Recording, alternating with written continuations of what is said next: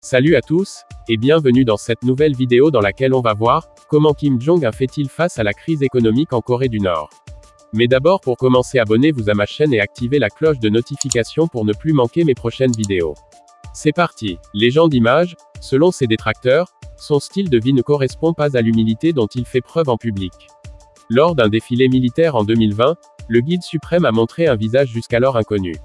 Après avoir remercié ses troupes pour leurs efforts contre la pandémie et les récentes catastrophes naturelles, il a essuyé ses larmes en évoquant les défis du pays. C'était une démonstration d'émotion jamais vue auparavant chez un dirigeant nord-coréen. Certains observateurs ont suggéré qu'il essayait peut-être d'exprimer son humilité à une époque de crise économique croissante.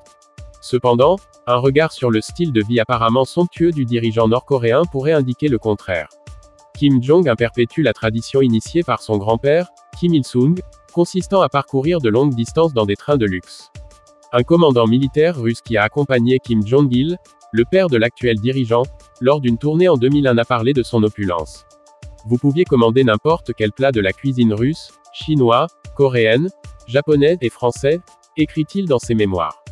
Les services de renseignement sud-coréens assurent que la Corée du Nord importe chaque année des produits de luxe pour une valeur de plusieurs centaines de millions de dollars et qu'une partie de ces importations serait destinée aux dirigeants et à son entourage.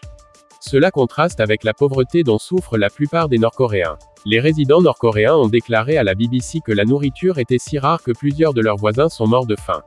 Les experts estiment qu'il s'agit de la pire situation depuis les années 1990. Pour Howell, cela est révélateur des priorités de Kim.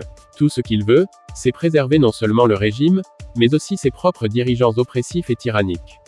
Il ne semble pas se soucier des 26 millions d'habitants de son pays, dit-il. Si cette vidéo t'a plu, prends une seconde pour partager et pour me laisser un pouce bleu. À bientôt.